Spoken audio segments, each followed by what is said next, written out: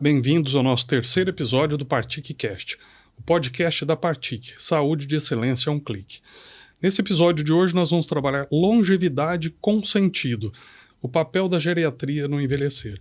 E para isso, hoje eu tenho aqui os dois convidados, Paulo Duarte e Paulo Formighieri, que fazem parte já da rotina nossa, desde cuidar dos nossos pacientes hospitalares e pós-hospitalares, fazendo esse sentido que é a Partic, da gente ter um grupo de pessoas de referência para o melhor cuidado aí em saúde.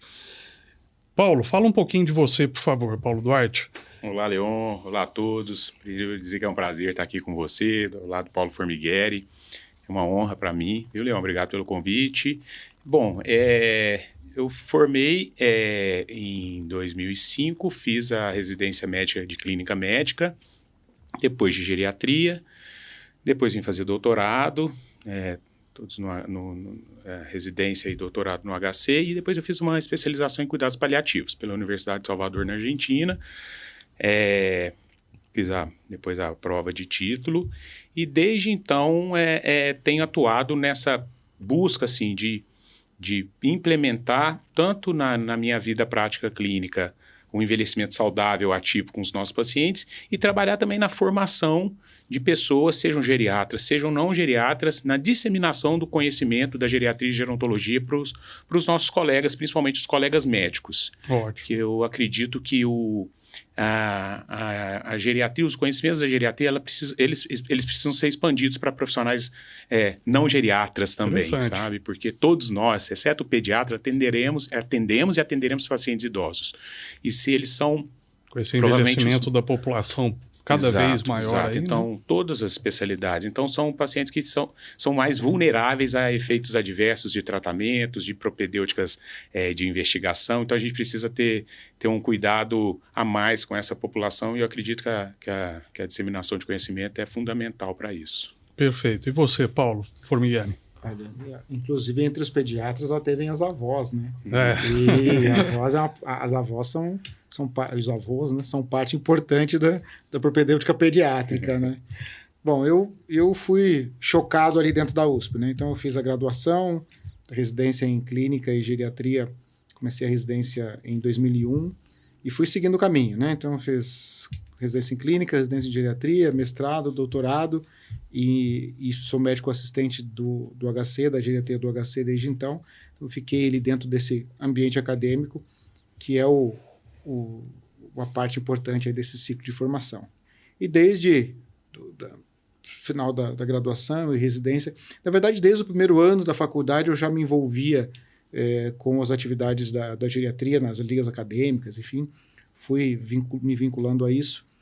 E logo que terminei a residência, comecei a trabalhar misto, né? Mundo particular e o mundo de convênio, hospitais, enfim. Então, a minha formação realmente ali ainda muito vinculada ao Hospital das Clínicas, mas a minha atuação fora do HC também tem sido já desde muito cedo, de todas as formas possíveis, né? A experiência acabou sendo de tudo um pouco, né? Então, home care, paliativos, hospitalar, assistência a equipes, atendimento multiprofissional, reabilitação. E aí pegando toda a linha da geriatria mesmo, né? Nesses 20 e poucos anos aí, eu acabei ciscando em todo lado, né? Então,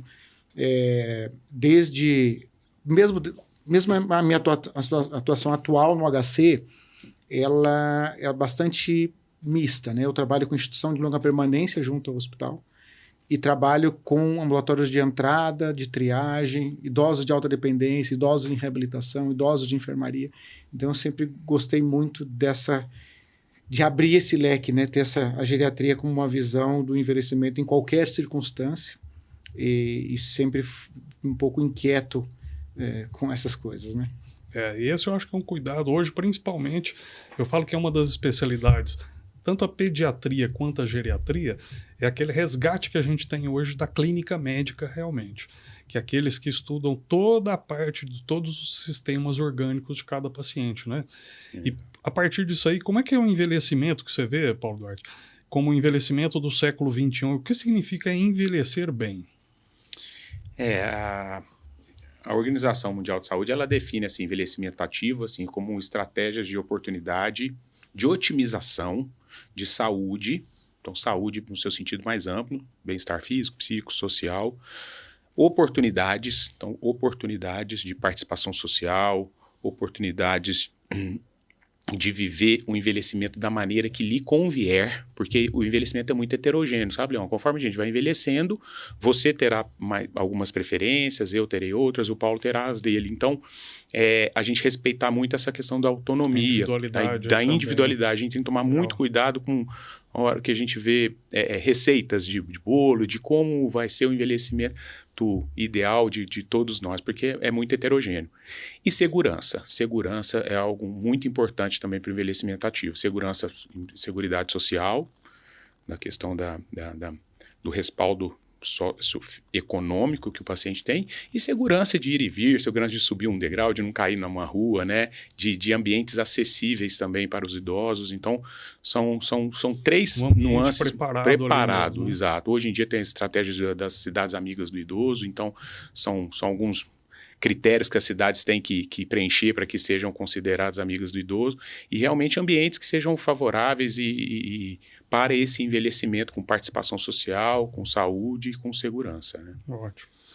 Paulo, em relação à perda de autonomia ou manutenção de autonomia, o que você acha que a geriatria mais ajuda nesse aspecto? Como o Duarte estava comentando, né, o envelhecimento ele é sempre o resultado de um processo. Esse processo ele é a economia de uma vida, né? O que você faz no passado vai te dando economias positivas ou negativas para o seu futuro. Então, sempre que a gente fala em manutenção da autonomia ou melhora da autonomia, a gente tem que entender isso dentro desse processo. Quando eu invisto desde muito cedo em reservas, eu tenho uma boa saúde muscular, eu tenho uma boa capacidade cognitiva, cognitiva cultural, desenvolver habilidades e outras atividades laborais, eu vou tendo essas reservas para conseguir manter a minha autonomia, incluindo a questão financeira, incluindo... São diferentes poupanças, né? Sim. A poupança de saúde, que é uma poupança também holística, nesse sentido de que vai desde do financeiro até o espiritual, os vínculos familiares, enfim. Então, na medida em que eu olho para a autonomia do indivíduo, eu tenho que olhar todo esse contínuo, né? Então, eu posso dizer que o indivíduo fisicamente é muito autônomo, mas ele financeiramente tem muita restrição e ele pode perder a autonomia por conta de uma condição financeira. Mas, da mesma forma, isso pode ser vínculos familiares, né? Ele tinha uma boa autonomia, mas a própria condição de solidão e isolamento vai tirando mesmo com uma saúde física boa, né? Vai tirando essa condição dele de restrição, por uma coisa ou outra, uma coisa simples, né? Fez um procedimento cirúrgico que precisa de acompanhante. Então, ele perde a autonomia e, não tendo a estrutura de suporte, isso se torna algo realmente muito impactante. Então, sempre que a gente fala em autonomia, em manutenção de autonomia, a gente tem que olhar todo o conjunto.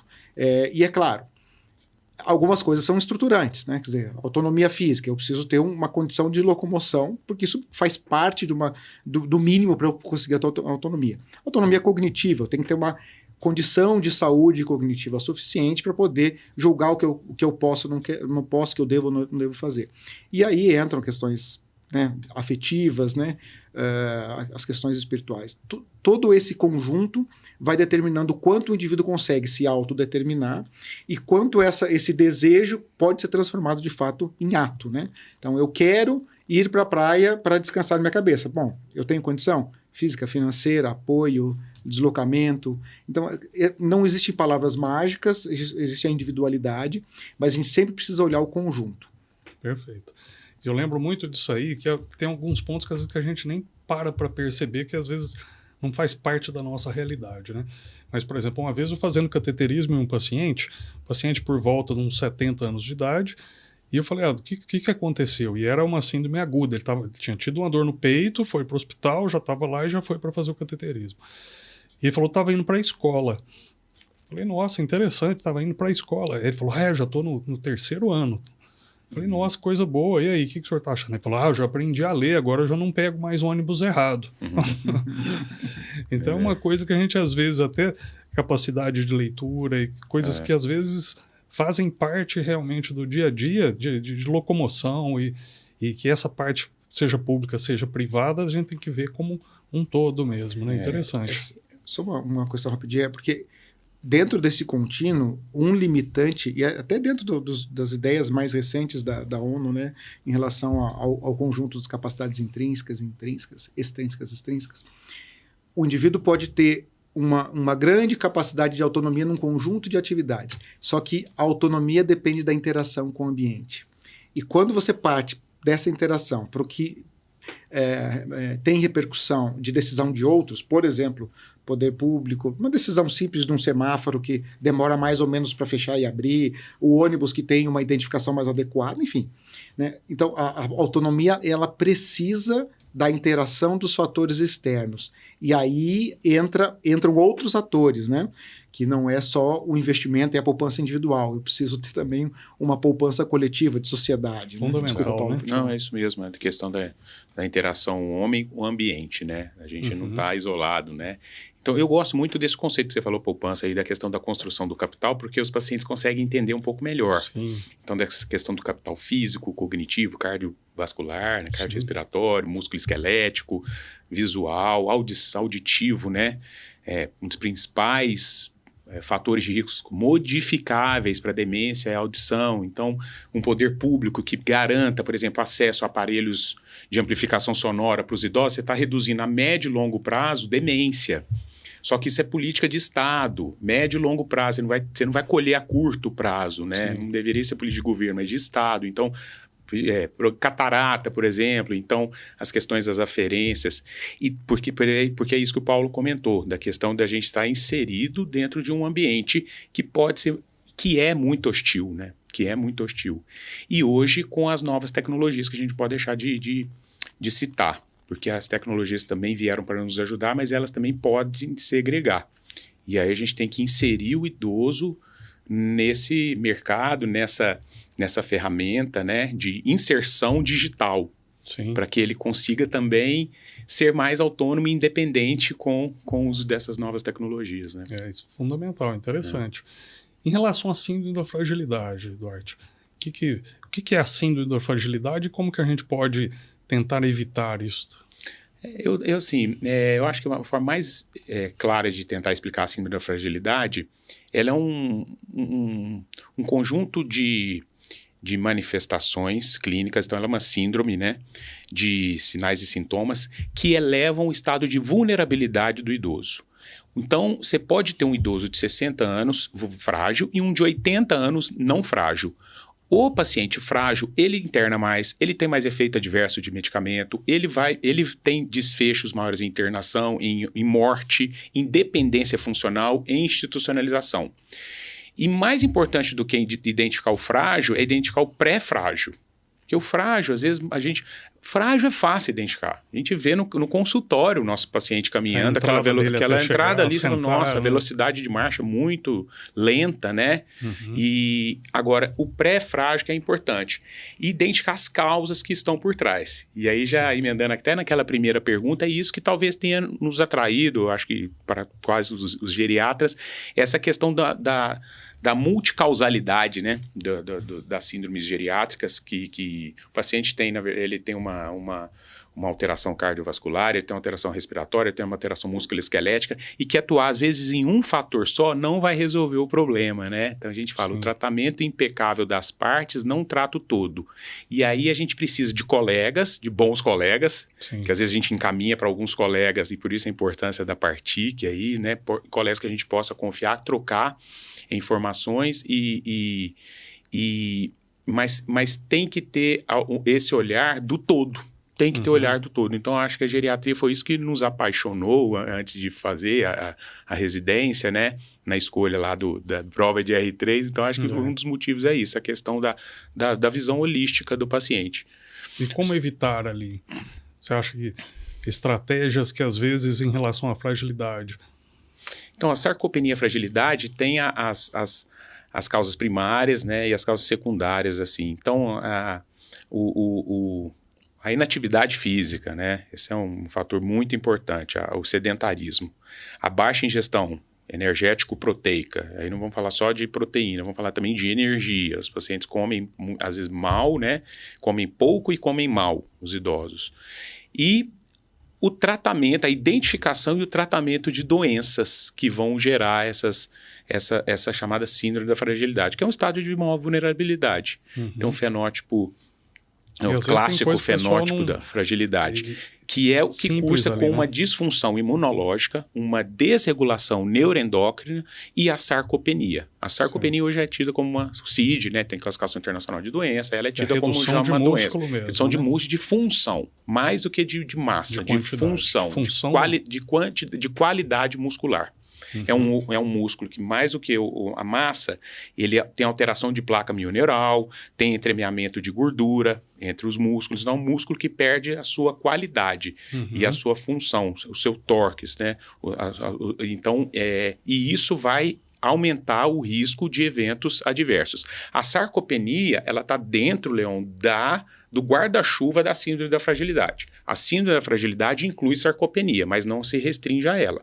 Ela inclui também disfunção neuroendócrina, e o paciente começa a alterar glicemias, aquele paciente idoso que começa a fazer porque não perde massa muscular. E disfunção imunológica.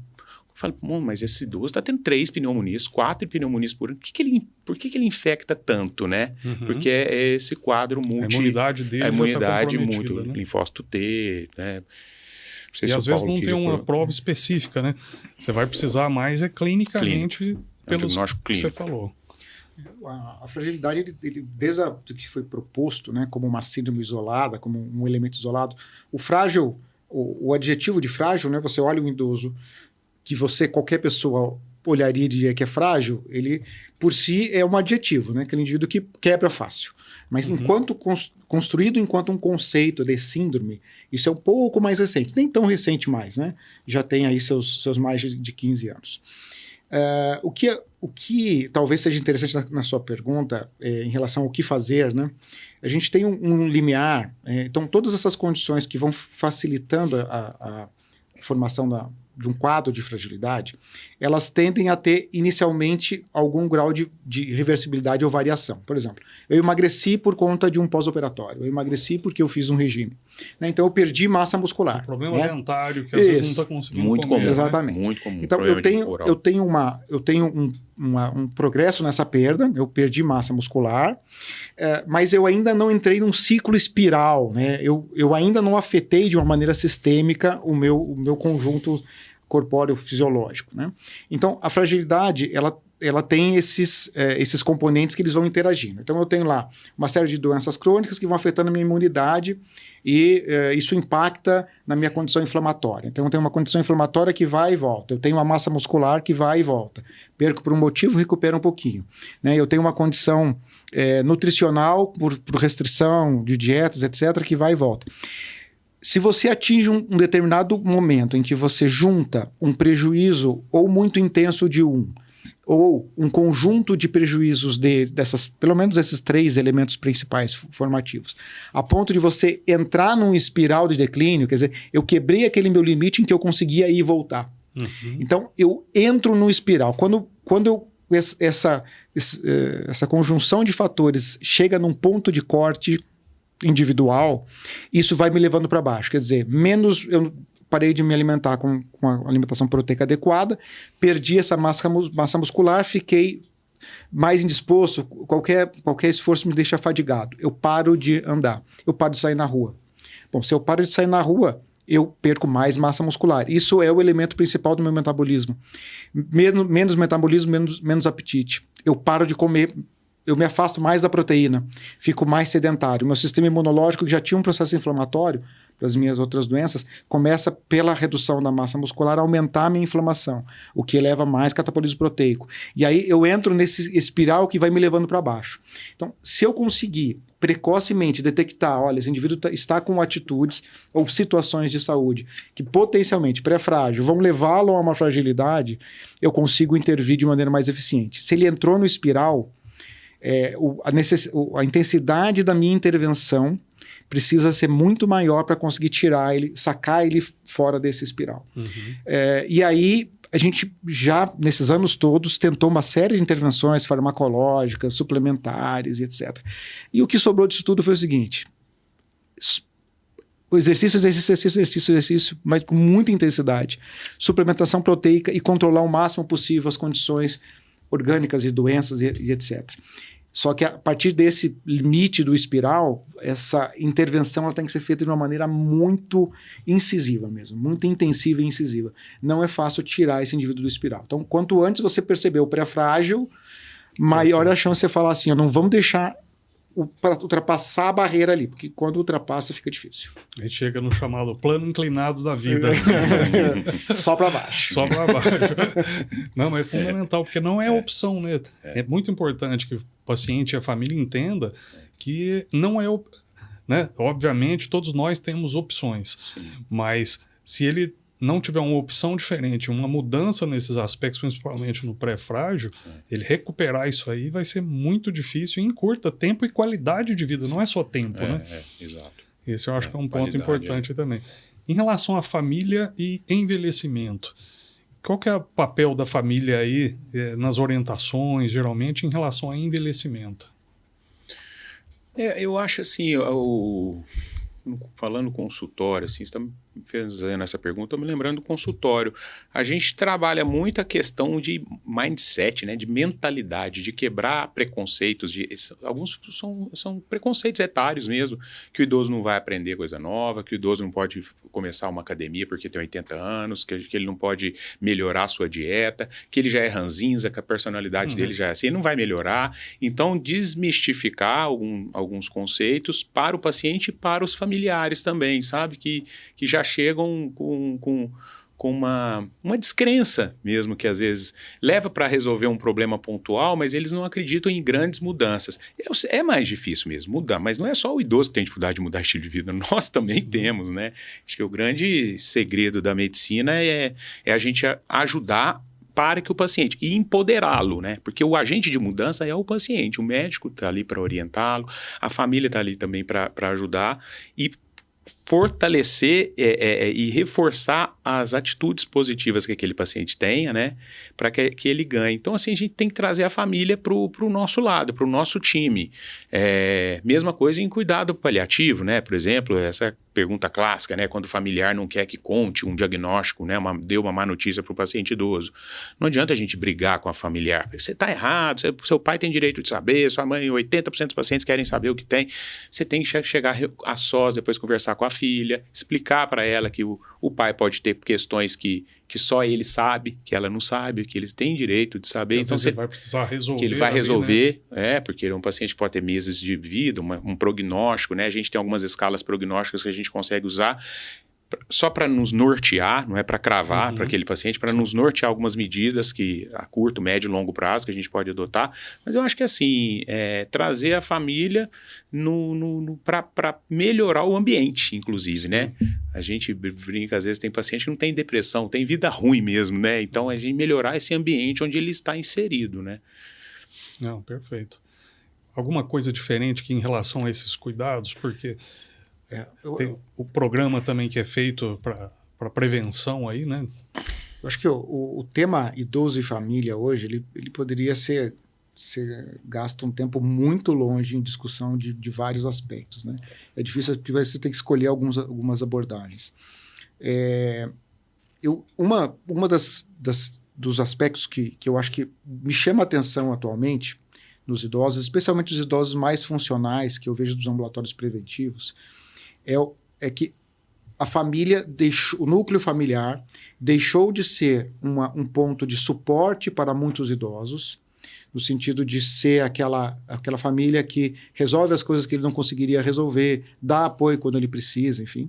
E passou, em muitas situações, a ser a causa dos problemas de muitos idosos. Estou falando que é sempre, não estou falando que é em todo caso. Mas eu tenho visto com uma frequência também mais preocupante. O idoso, o casal, né, idoso a idoso, enfim, passam a ser responsáveis por resolver uma série de situações de 1, 2, 3 gerações abaixo, sem receber um suporte ao inverso, né, no sentido nem financeiro, nem afetivo, nem nada.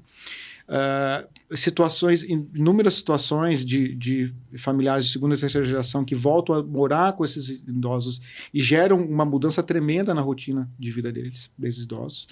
E quando há necessidade de um cuidado maior, o que a gente vê é não só um distanciamento, mas com uma certa frequência, um desmembramento da família, né? Um joga para o outro, joga para um, não tem ninguém não mora perto, enfim. Então, de certa forma, eu tenho visto com frequência uma certa frustração com as expectativas desses idosos que pensavam em contar com um suporte familiar que não existe, várias questões culturais nossas, né? Enfim, acho que daria para a gente discutir muitas coisas disso.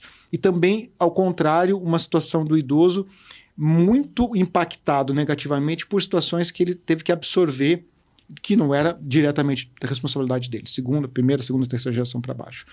Agora, isso é só um dos muitos aspectos, né? O Paulo Dorte já levantou algumas questões. Esse relacionamento idoso-família a gente pode abordar de diversas maneiras, né? Coisa simples, perdas sensoriais no indivíduo idoso, visão e audição. Se você não contar com uma estrutura familiar de apoio, fica muito difícil para o indivíduo se virar. Né? Porque ele não vai conseguir ler a placa do ônibus, não vai conseguir ler a receita do médico, não vai conseguir ver qual que é o remédio que tem que tomar, não vai ouvir uma campainha chamando, se tomou, se não tomou, né? Não vai conseguir interagir no meio, enfim. Então, eu acho que essa relação família-idoso, ela é muito importante, mas ao mesmo tempo você pode abordá-la de inúmeras maneiras diferentes e cada uma caberia um programa inteiro de discussão. Eu acho que uma parte importante é deles entenderem que tem uma responsabilidade com o idoso, né? Eu acho que esse ponto de assumir que é um momento diferente da vida, que envolve uma responsabilidade do restante da família, porque às vezes eu acho que vai acostumando com o envelhecimento, não perde aquela imagem daquela pessoa. É igual os pais que têm a imagem dos filhos sempre crianças. Né? A tia lá fala, as meninas estão chegando. As meninas tinham 50, 60 anos de idade. Então, eu acho que o inverso também é verdadeiro. É comum. Que acha que a pessoa é sempre aquele que é o mantenedor ali, que ele está sempre bem e não vê que ele está em outro momento da vida, que ele também agora mudou e passa a precisar de suporte. Né? Essa transição é sempre difícil. Em relação à tecnologia e inovação, o que vocês acham que tem mudado e ajuda algum ponto específico ali do idoso? Os dispositivos de queda, isso é uma coisa que vem ganhando, os de urgência. Os dispositivos, os smartwatches. Não, tem alguns que se o idoso cai, a família acionada imediatamente, ele não precisa nem apertar. Tem outros que demandam que o idoso conscientemente aperte, aí chama uma empresa grande no Brasil, acho que ela detém 80% do mercado, ela trabalha nesse sentido, e leva uma ambulância até a casa do idoso, tem um telefone já de contato, mas essa requer, tem alguns dispositivos, contar passos, por exemplo, uma coisa interessante hoje, os smartwatches, né, para a questão da prevenção de sarcopenia e de fragilidade, a questão saiu um estudo agora, né, recente agora da acurácia, sensibilidade e especificidade da FA, né, atrial, então né? Achei um estudo muito positivo na identificação, né, de arritmias, achei uma acurácia muito boa, sensibilidade alta, sensibilidade né? Tem alguns que 99 e 99%. Excelente, assim, de várias marcas, não foi de uma só. Então, isso nos traz, assim, um horizonte porque é sempre uma preocupação, né? Será que o que ele está mostrando, será que tem acurácia realmente? Será que aquilo representa a verdade ou não? Mas assim, eu falo assim, por exemplo, tem o aplicativo do Gov, né? .br lá. Aquilo até a gente tem dificuldade, porque tem uma senha de acesso, tem um segundo passo. Às vezes você colocou a segunda senha, o segundo passo. Então, ou seja, o idoso que não tem um celular e o idoso que não tenha, como eu disse, um letramento digital, esse cara está excluído pelo nosso sistema, pelo nosso e com social. Risco, porque a chance de outro fazer no lugar dele é maior do que ele deve fazer. Exato. E aí tem as fraudes. É lógico que quando você cria um mecanismo também, você vai ter muitas fraudes. Nós vivemos num país muito, nesse ponto, muito criativo, né? Então, a gente é vítima de tentativa de golpe quase que semanalmente. Então, são detalhes. E aí a educação, acho que a educação de um povo. Parte pela educação, né? No final das contas, vai ser a educação das crianças para o envelhecimento, das crianças para como querem envelhecer e como vão cuidar dos idosos, né? De amanhã, dos nossos filhos e assim sucessivamente. Eu acho que alguma coisa mais você acha em termos de dispositivos? Eu gosto muito do tema, né? Eu participo, agora pouco mesmo, mas participei por muitos anos da Sociedade Brasileira de Gerontecnologia, já fui em alguns congressos, dei algumas aulas, e é um tema que eu já trabalhei bastante em diversas frentes diferentes, incluindo a questão mesmo de projetos para casas inteligentes, o uso de robôs de interação. Tem uma série de experiências prévias. Aí, novamente, né, é um tema que, se fosse para falar, a gente ia embora. Mas um aspecto que eu acho que talvez seja muito relevante comentar, isso que o Paulo Duarte já falou, é que a sociedade como um todo migrou rapidamente para um processo de digitalização e informação, sem levar em conta as populações que têm maior dificuldade. Então, mesmo que a gente tenha alguns projetos de letramento digital, inclusive dentro do HC, de inclusão digital, letramento digital e etc., você não tem uma velocidade de educação dessa população suficiente para que as novas mudanças aconteçam. E existe um erro muito crasso de quem faz esse tipo de política, que é assim, existe o avanço de que você oferece algo melhor no digital, legal. Mas você não pode excluir a opção não digital. No momento que você exige que todas as pessoas migrem para uma função digital, você necessariamente isola um grupo de pessoas que não é pequeno, que não tem essa facilidade e essa possibilidade. Você coloca essas pessoas de maneira muito vulnerável.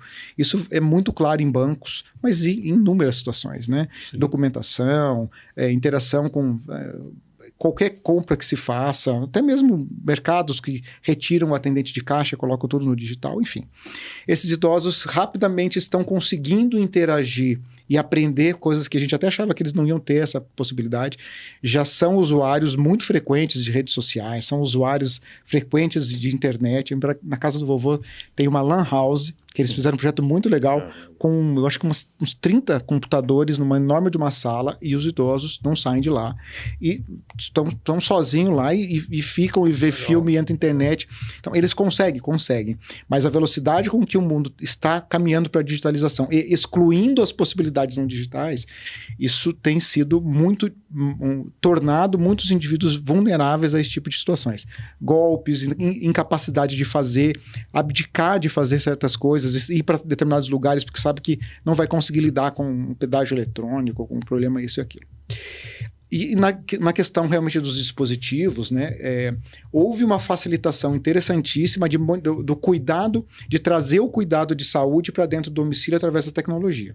Eu acho que esse aspecto já dá para ver na vida dos idosos. Não é incomum o indivíduo chegar no consultório com um mapa glicêmico no celular, com os controles pressóricos, com uma série de informações de vínculo com o resultado dos exames, arquivamento de exames, e aqui tudo no digital. Então, tem sido muito interessante a tecnologia no sentido de trazer a monitorização dos sinais de uma maneira mais simples, mais cotidiana, mais fácil, e a transmissão dessa informação.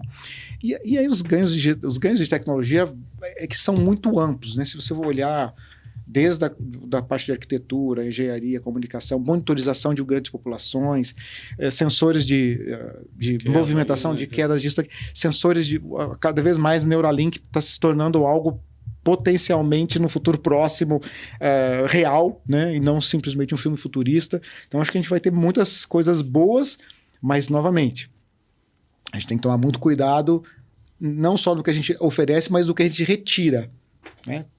Você tirar o talão de cheque, ali, o talão de cheque do indivíduo idoso parece bonito na prática, mas vai deixar muita gente em maus lençóis, né?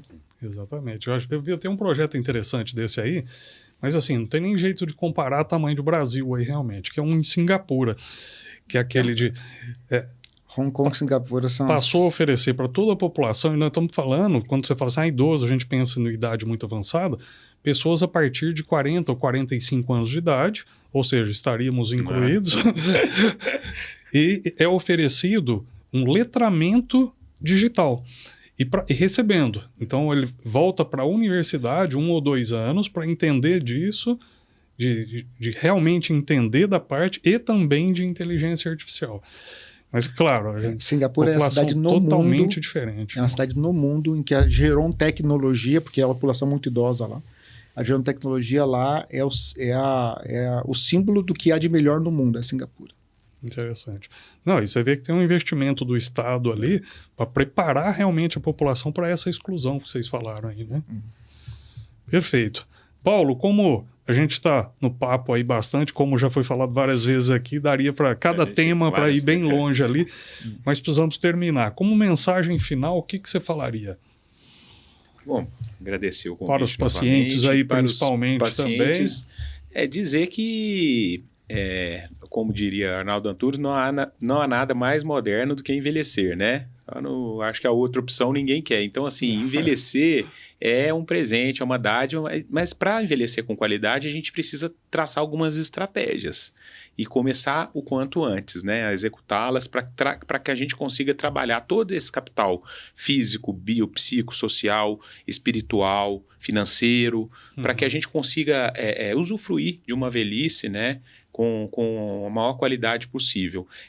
Um acompanhamento médico é fundamental e um acompanhamento, às vezes, de uma equipe multiprofissional. A gente não pode deixar de falar dos fisioterapeutas, dos educadores físicos, dos nutricionistas, terapeutas ocupacionais, psicólogos. Não é porque é um idoso de 80, 90 anos que às vezes não vai responder a uma terapia, entende? Às vezes não é um remédio, um antidepressivo. Ele precisa trabalhar algumas ferramentas de enfrentamento. É um paciente que tem uma dificuldade de aceitar algumas perdas, né? E de valorizar os ganhos que o envelhecimento traz. Tem muita coisa ruim com o envelhecimento, mas tem coisas boas que a gente precisa também ter o olhar para isso e saber usufruir dessa fase da vida, que é uma fase da vida que a gente tem, como todas as outras, tem coisas ruins e tem coisas boas também. Excelente. Obrigado novamente, Paulo. Imagino, prazer. Você, de mensagem final, Formigueri? Eu acho que aproveitando essa ponte, eu acho que uma coisa que a gente precisa sempre insistir, né? A expectativa de vida continua aumentando a cada ano. E a ponto de a gente discutir aqui que já na atualidade, mas no futuro próximo, com certeza, mais de 1/3 da vida vai se passar na chamada terceira idade ou na chamada fase de aposentadoria, enfim. Não dá para você pegar 1/3 da sua vida e não ter um momento de reflexão sobre isso, né? O que eu vou fazer com esse 1/3 da minha vida? Né? Ah, não, mas eu vou morrer logo. Não, desculpa, você não vai morrer logo. Provavelmente você vai ter mais 10, 15, 20, às vezes 30 anos pela frente. Então, isso precisa de uma atenção no sentido pessoal, né? Nem fazendo uma divulgação, precisa de um médico geriatra. Não, você precisa pensar no seu processo de envelhecimento. O que você vai fazer de economia na sua saúde hoje, de cuidados com a sua saúde hoje, de projetos de vida, de pensamento para o futuro, de novos desafios, porque você possivelmente terá talvez algumas décadas pela frente ainda. Então, essa realidade, esse desafio é algo muito novo para o brasileiro, né? Eu sei me planejar muito bem para o meu futuro enquanto eu estou lá nos anos acadêmicos, né? No meu futuro profissional, quando eu termino minha formação. No meu futuro profissional, enquanto eu estou começando um negócio. No meu futuro de família, enquanto eu começo um matrimônio. Mas e o meu futuro de vida enquanto eu começo esse processo de envelhecimento? Em que muitas coisas que já foram... muitos processos que já foram conquistados, cumpridos, e que todo mundo dizia o que fazer, você já... check, né? Fiz, sim. Beleza. E aí? E aí você vai ter mais 1/3 da vida para ficar pensando no e aí. Né? Então, hoje é fato que a gente tem um número de recursos muito maior e disponíveis para essa população, mas precisa ter uma iniciativa que é esse desejo de fazer algo da sua vida. Projetos, desafios, relações sociais, relações pessoais, desenvolvimento cognitivo, intelectual, cultural. Eu preciso investir para que aquilo realmente tenha significado e seja uma maneira, de fato, de viver esses muitos anos que vêm pela frente, né? E que muitas vezes vêm com dificuldades, e por isso que a gente está lá para ajudar. Excelente. Eu acho que é isso. Nunca deixar de ter propósitos, né? Ótimo. Ter propósito. Muito obrigado aí a presença de vocês. Acho que foi excelente aí realmente. E esse planejamento aí da vida e do futuro, esse 1/3 é bastante coisa, né? Obrigado novamente, pessoal. E para quem quiser conhecer um pouquinho mais desses profissionais, experiência, formação, na Partic você consegue acessar e conseguir ver ali dentro do perfil de formação e de experiência de cada profissional e agendar a consulta também. www.partic.com.br. Um abraço.